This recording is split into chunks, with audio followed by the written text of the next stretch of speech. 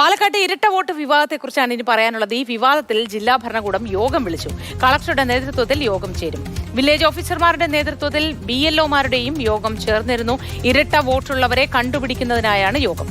BJP ജില്ലാ അധ്യക്ഷനും കോൺഗ്രസ് പ്രവർത്തകർക്കും വ്യാജ വോട്ടെന്ന് CPM ആരോപണം ഉന്നയിച്ചിരുന്നു. പാലക്കാട്ടെ വോട്ടർ പട്ടികയിൽ P. സരിനെ ചേർത്തത് ചട്ടങ്ങൾ ലംഘിച്ചെന്ന് കോൺഗ്രസും ആരോപിക്കുന്നു.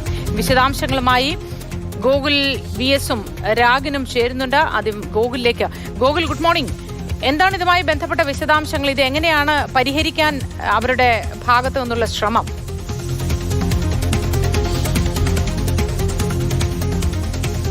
അതായത് ഇന്ന് ജില്ലാ ഭരണകൂടം ഇതിലൊരു യോഗം വിളിച്ചിട്ടുണ്ട്. ജില്ലാ കളക്ടറുടെ അധ്യക്ഷതയിലായിരിക്കും യോഗം ചേരുക. ഇരട്ട വോട്ടുകൾ കണ്ടെത്തുക എന്നുള്ളതാണ് പ്രാഥമികമായിട്ടുള്ള നടപടി. കഴിഞ്ഞ ദിവസങ്ങളിൽ വില്ലേജ് ഓഫീസർമാരുടെ നേതൃത്വത്തിൽ അതാത് പ്രദേശങ്ങളിൽ പ്രാദേശികമായി BLOമാരുടെയും ബൂത്ത് ലെവൽ ഏജന്റുമാരുടെയും യോഗം വിളിച്ചിരുന്നു. അങ്ങനെ ഇരട്ട വോട്ടുകൾ കണ്ടെത്തുക, കണ്ടെത്തിയതിന് ശേഷം അതിൽ ചിലത് ട്രാൻസ്ഫർ ചെയ്യാൻ നൽകിയതുണ്ടാകാം, അതല്ലെങ്കിൽ ചിലത് മരണപ്പെട്ടു പോയിട്ടുണ്ടാകാം. അങ്ങനെ ആ പട്ടികയിൽ അപാകതകളുണ്ട്, അത് കണ്ടെത്തുക എന്നുള്ളതാണ് പ്രധാനമായും ഉള്ള ഒരു കാര്യം. അത് ഇന്ന് ചേരുന്ന BLOമാരുടെ യോഗത്തിൽ വച്ച് കളക്ടർ കാര്യങ്ങൾ വിശദീകരിക്കുകയും കൂടുതൽ വിവരങ്ങൾ അറിയുകയും ചെയ്യുമെന്നുള്ളതാണ് മനസ്സിലാക്കാൻ കഴിയുന്നത്. ഏതായാലും ഇതൊരു വലിയ പ്രതിസന്ധിയിലേക്കാണ് ഈ കാര്യങ്ങൾ നീങ്ങുന്നത്. ഇപ്പോൾ BJP അടക്കം ജില്ലാ കളക്ടർക്ക് ഇതിലൊരു വീഴ്ച പറ്റി, അല്ലെങ്കിൽ ജില്ലാ ഭരണകൂടത്തിന് ഇത് വീഴ്ച പറ്റി എന്നുള്ള ആരോപണങ്ങൾ ഉന്നയിക്കുന്നുണ്ട്. CPM ആരോപിക്കുന്നത് ഇത് BJPയും കോൺഗ്രസും ചേർന്നാണ് വ്യാജ വോട്ടുകൾ ചേർത്തതാണ്, മറ്റ് മണ്ഡലങ്ങളിലുള്ളവരെ കൂട്ടി ചേർത്തിട്ടുണ്ടെന്നുള്ളതാണ്. BJP ജില്ലാ അധ്യക്ഷൻ ഹരിദാസിനെതിരെ ആരോപണം ഉന്നയിക്കുന്നു. ഇന്ന് C. കൃഷ്ണകുമാർ പറഞ്ഞത് അദ്ദേഹം ഒരു വർഷമായി പാലക്കാടാണ് താമസിക്കുന്നത്. പാലക്കാട് BJPയുടെ ജില്ലാ കമ്മിറ്റി ഓഫീസിലാണ് താമസിക്കുന്നത്. അദ്ദേഹം കഴിഞ്ഞ വർഷം, അതായത് കഴിഞ്ഞ പാർലമെന്റ് ഇലക്ഷനെ അദ്ദേഹത്തിന് ഇങ്ങോട്ട് മാറ്റാൻ കഴിഞ്ഞിരുന്നില്ല. കാരണം കുറച്ച് നാളെ ആയിരുന്നുള്ളൂ ഇങ്ങോട്ട് വന്നിട്ട്. അതിനുശേഷം 6 മാസം പൂർത്തിയായി ഇപ്പോൾ ഇങ്ങോട്ട് മാറ്റി, പാലക്കാട്ടേക്ക് മാറ്റി എന്നാണ് പറയുന്നത്. എന്തുകൊണ്ടാണ് പട്ടാമ്പിയിൽ വോട്ടുള്ളതെന്ന് ചോദിച്ചപ്പോൾ അത് മാറ്റേണ്ടത് തെരഞ്ഞെടുപ്പ് കമ്മീഷന്റെ, അല്ലെങ്കിൽ അത് അറിയിച്ചിരുന്നു, തെരഞ്ഞെടുപ്പ് കമ്മീഷന്റെ ഉത്തരവാദിത്തമാണെന്നാണ് അദ്ദേഹം വ്യക്തമാക്കിയത്. ഏതായാലും ഈ ഒരു പ്രതിസന്ധി ഇപ്പോഴും നിലനിൽക്കുന്ന 3 മുന്നണികളും ഈ ഒരു ആരോപണം ഏറ്റെടുത്തിരിക്കുകയാണ്.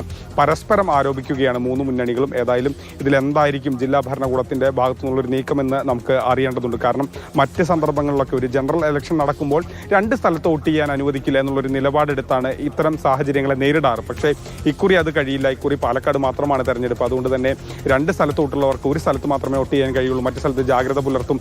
അങ്ങനെ ഒരു നിലപാടെടുത്തു പോകാൻ ഇത്തവണ കഴിയില്ല. അപ്പോൾ ഇത്തവണ എന്തായിരിക്കും അതിൽ നടപടി? അതോടൊപ്പം തന്നെ പലരും ട്രാൻസ്ഫർ ചെയ്തതാണ്. അങ്ങനെയുള്ള കാര്യങ്ങളൊക്കെ തന്നെ വോട്ടർ പട്ടിക പുതുക്കുമ്പോൾ തനിയെ ഇല്ലാതാകും. അങ്ങനെയുള്ള പേരുകളാണോ ഇതെല്ലാം തന്നെ എന്നുള്ളത് പരിശോധിക്കണം. ഏതായാലും അതിലൊരു വ്യാപക പരിശോധനയ്ക്കാണ് ജില്ലാ ഭരണകൂടം നീങ്ങുന്നത്. ശരി ഗോകുൽ, ഇനി നമുക്ക് ഒപ്പം ചേരുന്നുണ്ട് രാഗിൻ കൂടി. രാഗിൻ, BJP നിരവധി ആരോപണങ്ങൾ അവിടെ ഉന്നയിക്കുന്നുണ്ട്. മാത്രമല്ല സരിനെ ഈ പട്ടികയിൽ ചേർത്തത്, വോട്ടർ പട്ടികയിൽ ചേർത്തതും ചട്ടങ്ങൾ ലംഘിച്ചാണെന്ന് കോൺഗ്രസിന്റെ ഭാഗത്തു നിന്നും ആരോപണം ഉണ്ടല്ലോ. ഇതുമായി ബന്ധപ്പെട്ട വിശദാംശങ്ങൾ എന്താണ്?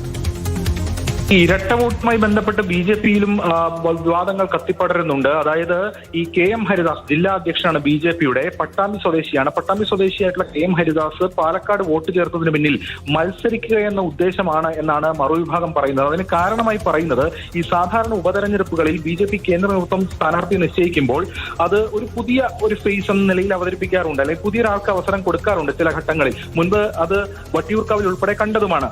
ഈ ഒരു സാഹചര്യം ഉള്ള ഒരു പശ്ചാത്തലത്തിൽ ഇത്തരം പേരുകൾ വന്നാൽ കൃഷ്ണകുമാറിന്റെ പേര് പരിഗണിക്കപ്പെടാതിരുന്നാൽ, കൃഷ്ണകുമാർ കഴിഞ്ഞ ലോക്സഭാ തെരഞ്ഞെടുപ്പിൽ അതോടൊപ്പം തന്നെ നിയമസഭാ തെരഞ്ഞെടുപ്പിലും ഒക്കെ മത്സരിച്ചിട്ടുള്ളതാണ്. അങ്ങനെ പരിഗണിക്കപ്പെടാതിരുന്നാൽ മറുപക്ഷത്തിൽപ്പെട്ട കൃഷ്ണദാസിന്റെ പേര് വന്നേക്കും. പക്ഷെ അത് വെട്ടുക എന്ന ലക്ഷ്യത്തോടു കൂടിയാണ് KM ഹരിദാസിനെ പട്ടികയിൽ, അല്ലെങ്കിൽ വോട്ടർ പട്ടികയിൽ പേര് ചേർത്തുകൊണ്ട് ഒരു കാര്യം നിലനിർത്തിയത്, ഒരു കാര്യം ചെയ്തത് എന്ന ഒരു ആക്ഷേപമാണ് ഉയരുന്നത്. എന്തായാലും അതിനെ ഔദ്യോഗിക പക്ഷം ചേർക്കുകയാണ്.